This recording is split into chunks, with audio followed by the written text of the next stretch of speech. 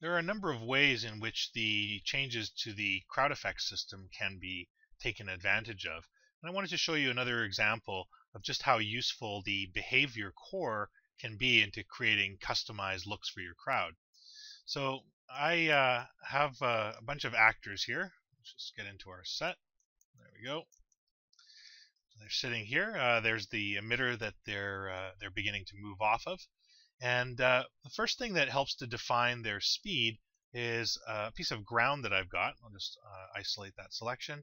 It's essentially just a vertex color map that I've got. I've painted some colors into it, and the colors are going to help to trigger different changes in velocity. If we have a look at the blending tree, I'll just hide that because we don't need to see that. If we have a look at the blending tree in terms of the behavior, we can again see how the behavior core is at the heart of everything. So we've got our simulation branch where we're defining a velocity. Again, we've got our post simulation branch that defines obstacles, whether it's the ground or whether it's walls and obstacles. And then we have our animation state tree that helps us blend between the different animation states. In our case, we are using two animation states. We're using a move state. If I double click on that, the animation state selector node helps us to define which state to use based on the logic we decide. And here we have a move state. Again, we have a number of different states that we could pull from, and in fact we'll be pulling from all of them in this example. So in this case, we have a move state, and the character also has 3 idle states. And of course, the idle state that we use is being randomly defined here through this select case node.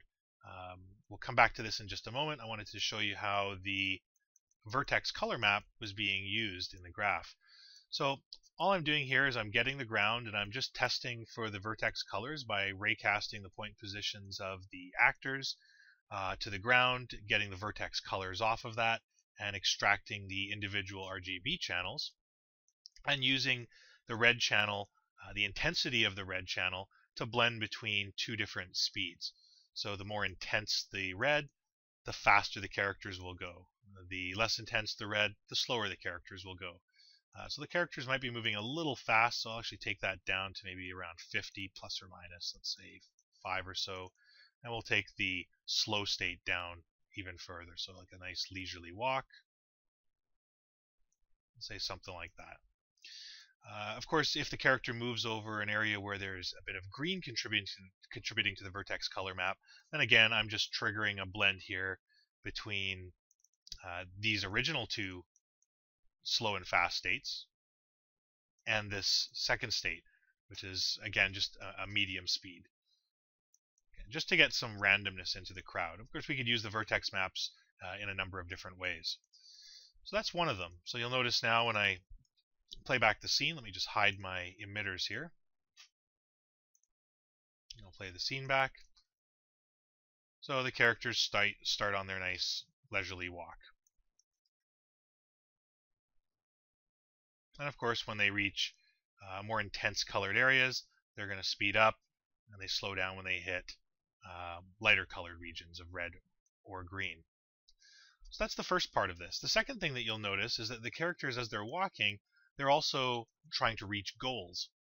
These goals are defined by these red goal nulls here. The goals can have variable sizes, so that once the character reaches the vicinity of a goal, it satisfies its need to touch the goal, I guess, and then moves on to the next goal. So let's have a quick look at the goals. If I have a look at the goal as a attribute, I'm setting the distance, the size of my goal itself. And if I look at the ice tree, we can show the group index. You can't really see that right now, but this would be index 0. So if I can put this into wireframe mode, that should help. There we go. So you can see this is goal 0, then the character moves to goal 1, and finally moves to goal 2. So a sequence of goals are all managed through the behavior portion of the ice tree. If we have a look at the behavior graph, you can see that the goal sequencer is being used as a goal for the collision avoidance. And of course, if we look a little further or closer to the ice terminal node, to the root of the ice tree itself, we're using a condition to choose whether or not to use a velocity by speed and direction solver or a collision avoidance solver. The reason I'm using this new velocity by speed and direction is, if I double click on it, is to tell the system when characters should stop, so when they should have no velocity. And that's a decision that's determined by the condition and a few choices that are defined as, is the character inside of a trigger death box, which we'll soon look at, or is the actor dead? Is it triggering a flag that kills the actor off? This actor is dead flag is of course initialized in the emit graph, where we've initialized a few crowd attributes, and you can see one of those attributes is the actor dead, and it's set to false. So all the actors are set to alive to begin with, and once something triggers the Boolean to be true, then that will set the appropriate death state. So let's look at how those death states work. If I go back to the behavior tree, so if our character is inside a death box, so a death box looks like this guy right here. This is the trigger death box. Anytime the characters come in contact with this box, they will die, and they'll choose from one of two random actions. So if they're inside of the death box or their flag is triggered as true, then we set their velocity to 0. And what we're doing, you can actually see that this branch here is also being evaluated on this if node. This if node is triggering an animation state in the behavior core, and it's choosing between a few different states depending on whether or not the actor is alive or dead. So if the actor is alive, if that's true, then what we want to do is use a select case node to choose between the two different cases I've got here. And the two different cases are death state variation 1. Using the new set state flows node, we're able to define which state we wish to use based on some form of logic. So when it's true, one of the cases, case 1, would be death state 1. The second case is the death state 2. The death, so there's death and death variation 1. The set animation state parameters node works really well in conjunction with the set state flows node because it allows you to set the speed of that particular action. So here, anytime I'm executing a particular state and I want to vary up its speed of performance, I would couple it together with a set animation state parameters node using the same state that I'm referencing, death state variation 1, death state variation 1, and randomizing the speed of that death. So some characters will die slower, some characters will die faster.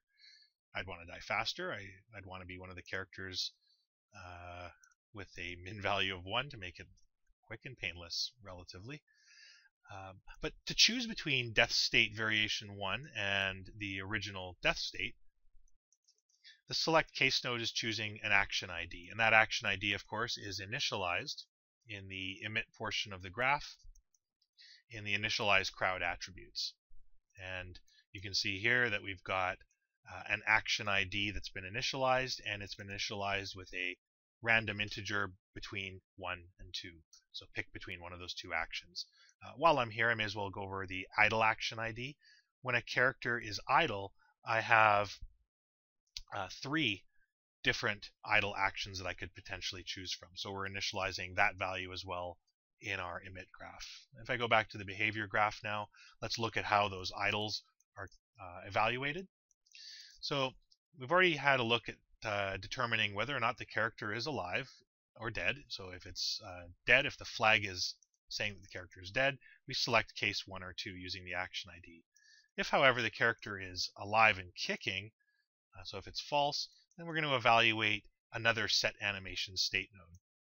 So what I wanted to do here is then choose, so if the character is alive, and it's inside of the stop and idle box, or if it's not inside the stop and idle box, and its speed is greater than 0.1, then our character should be moving.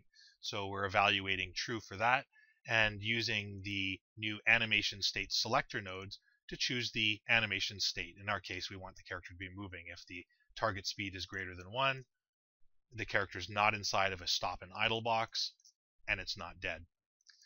Any other situation would return an idle action. And again, here you can see that if our condition is false, so if the character is not dead and its speed is not greater than 0.1, then it should be idle.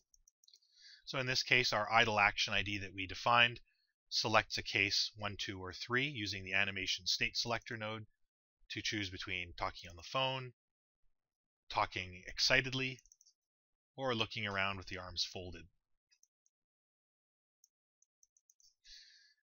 There's a second component to this as well. So actually, let's trigger some deaths here and see how this works. So I'm just going to hit play, and let's bring in this death box. And you'll see as the characters walk into it,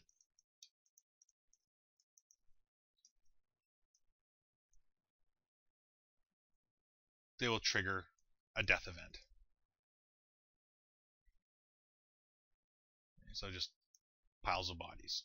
And the thing that's not very interesting here is the way that they're dying. We'll take a look at this in a future video, just in terms of a new feature, just being able to set offset constraints per character in their death throws so that we get very random looking deaths. So the death box works. Let's bring that back here. We're not quite ready to put them out to pasture. So the other two things that I have going on here are a couple of other nulls. I have another null that I'm using to test the distance from. And that null, if we have a look again in our behavior tree, is being evaluated a little bit further down. So if we're not, we are using the goal sequencer, but we're also setting the character's speed based on some logic that we've defined here. So if we're inside the geometry of the character, or the character is dead, return a speed of 0, so that puts us into an idle state. If not, then we should be in some sort of a move state. And I showed you earlier that the vertex color map was partially responsible for setting the speed of the character, but when we need to do a few more things,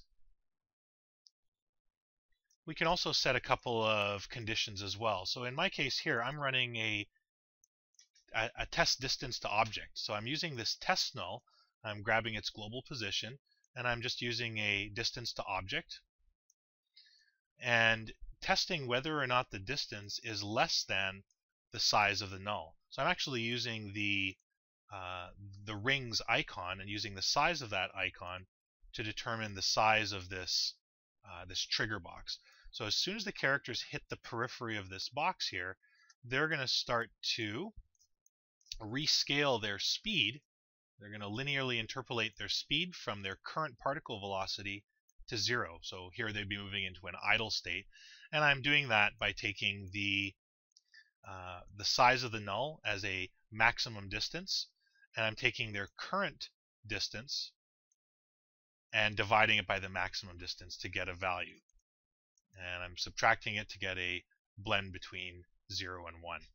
So 0 would force us into the current particle velocity, so no change, and as the characters get closer to the center of the null, they will start to slow down closer to a speed of 0. Some characters will bypass the center, but they will slow down as they move through that null. And of course, this is completely animatable, so we can move the null around and slow characters down, and as soon as we move the box away from the characters, they will speed right back up again.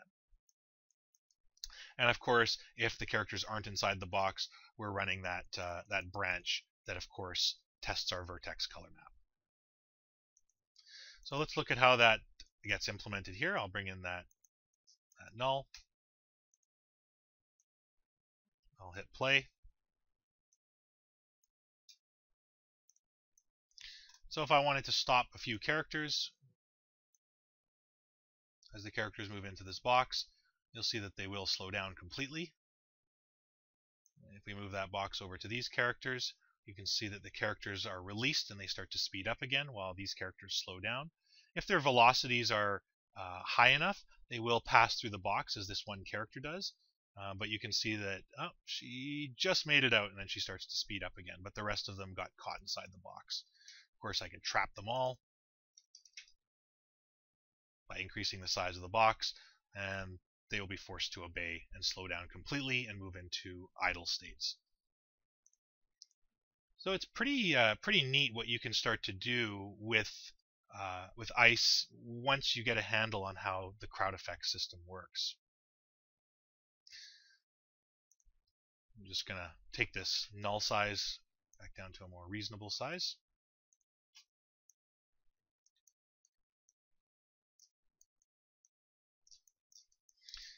And one of the last things I'll mention here is in terms of the vertex color map. Again, with that vertex color map, we're getting the ground, testing the color on the ground. So we're raycasting the point positions, accessing the vertex colors, pulling the red or green channel out in this case. We're not really using the blue channel. I haven't painted any blue. And if we're using the red channel, then we're blending between a walk and a run. And the intensity of the red channel is, of course, driving that transition. Otherwise, if the character walks over a green spot, we're blending between the walk and the run at the speeds defined in this randomize around value node, and a second or a third state, or a third value, which defines a different velocity.